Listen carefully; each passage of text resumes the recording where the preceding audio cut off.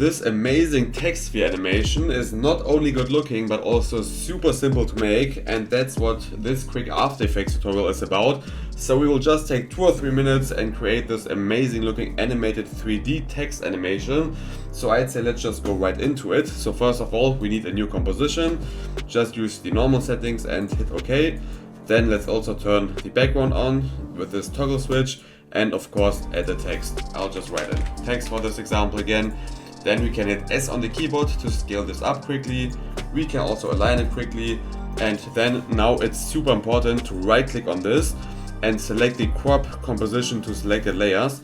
And now we can see the composition is basically locked onto this size, which is quite important later.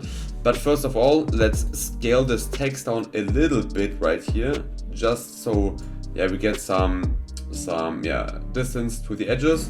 And we also have to align it to the center again. And now we can see this is in here. Maybe we can even turn it down a bit more and align it again, super important. And that's it for the text. Now we need to create another layer.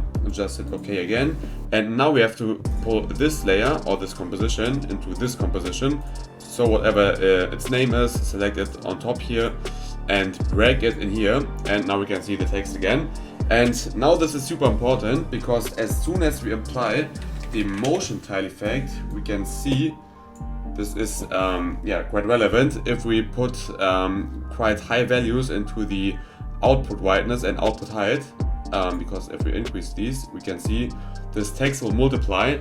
And if you haven't done that before, it would look stupid. You can try it yourself, but now we have this amazing text pattern basically, but it's not yet turned into a sphere. But before we do that, we want to animate it a bit to be less boring. So we can hit this check mark for horizontal phase shift and then just animate the face basically. So just go to the beginning of the animation, put in a keyframe here, go a few seconds forward. I'll just use 3 seconds.